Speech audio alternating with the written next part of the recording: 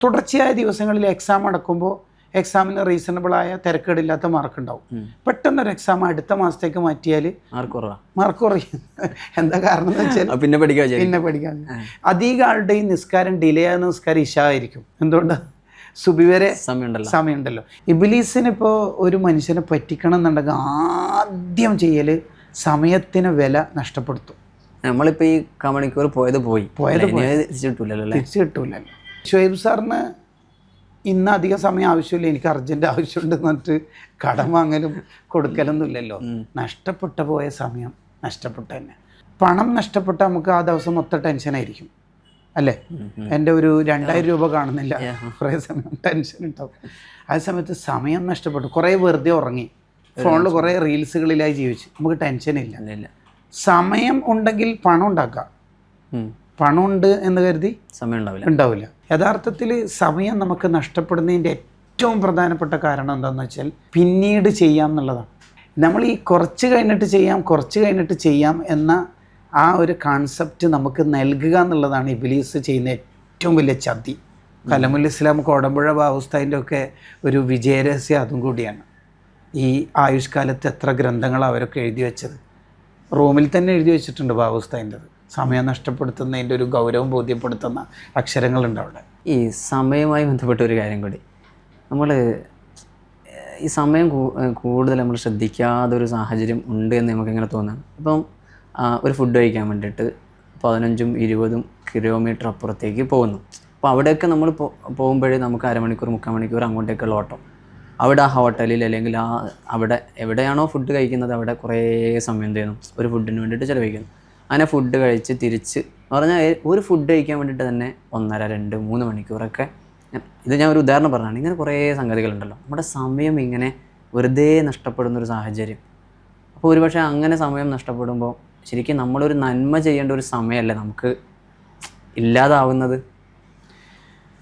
ഒരു മനുഷ്യൻ വിജയിക്കുന്നതിൻ്റെ ഏറ്റവും പ്രധാനപ്പെട്ട മാനദണ്ഡം അയാൾ സമയത്തെ മനസ്സുകൊണ്ട് പരിഗണിക്കുന്നുണ്ടോ എന്നുള്ളതാണ്.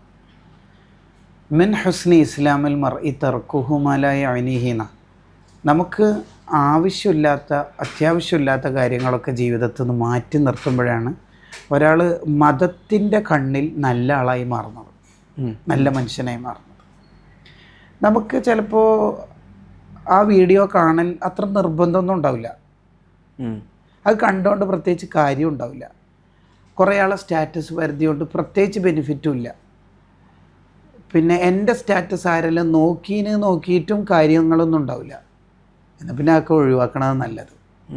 നമ്മളെ മനസ്സാണ് അതിലേറ്റവും പ്രധാനം. നമുക്ക് നഷ്ടപ്പെട്ടു പോയ ഒരു സെക്കൻഡ് പോലും ബില്യൺ കൊടുത്താലും തിരിച്ചു കിട്ടൂലല്ലോ. നമ്മളുടെ ഈ വീഡിയോ തുടങ്ങിയ സമയം തിരിച്ചു കിട്ടൂലല്ലോ, എന്ന പോലെ തന്നെ തിരിച്ചു കിട്ടൂല. ഇബ്ലീസിനിപ്പോൾ ഒരു മനുഷ്യനെ പറ്റിക്കണം എന്നുണ്ടെങ്കിൽ ആദ്യം ചെയ്യൽ സമയത്തിന് വില നഷ്ടപ്പെടുത്തും. നമ്മളിപ്പോൾ ഈ കമണിക്കൂർ തിരിച്ചു കിട്ടൂലല്ലോ. യഥാർത്ഥത്തിൽ അബൂബക്കർ ബിൻ അയ്യാഷ് റളിയല്ലാഹു പറയുന്നുണ്ട്, നമുക്ക് കുറച്ച് പണം നഷ്ടപ്പെട്ടാൽ നമുക്ക് ആ ദിവസം മൊത്തം ടെൻഷനായിരിക്കും അല്ലേ? എൻ്റെ ഒരു 2000 രൂപ കാണുന്നില്ല, കുറേ സമയം ടെൻഷൻ ഉണ്ടാവും.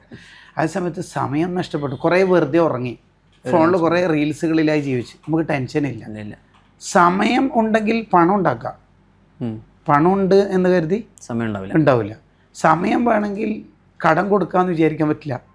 പണം വേണമെങ്കിൽ കടം കൊടുക്കാമല്ലോ, കടം വാങ്ങുകയും ചെയ്യാം.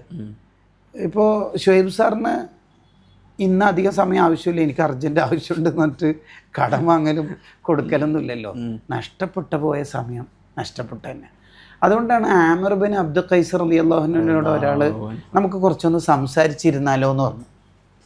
അപ്പോൾ മഹാൻ പറഞ്ഞു, അംസിക്ക് ഷംസ്, കറങ്ങുന്ന സൂര്യനവിടെ ബ്ലോക്ക് ചെയ്യും, എന്നാൽ പിന്നെ നമുക്ക് സംസാരിക്കാം. സമയം ഇങ്ങനെ പോയല്ലേ, പിന്നെ എങ്ങനെയാണ് സംസാരിക്കുക? അതാണ് ഇങ്ങനെ വൈബായിട്ട് കളയുമ്പോൾ നമ്മളും ആലോചിക്കേണ്ടത്. യഥാർത്ഥത്തിൽ മഹാന്മാരുടെ ഒക്കെ ഒരു സമയം എന്ന് പറയുന്നത്, ഈ അബൂബക്കർ ബിൻ അയ്യാഷ് റളിയല്ലാഹു തന്നെ വഫാത്താവുമ്പോൾ സഹോദരി കരയുന്നുണ്ട്. അപ്പോൾ സഹോദരിയോട് ചോദിക്കുന്നത്, എന്തിനാണ് കരയണത്? ഈ റൂമെന്ന് മാത്രം ഞാൻ 18,000 ഖത്ം ഓതി തീർത്തിട്ടുണ്ട്.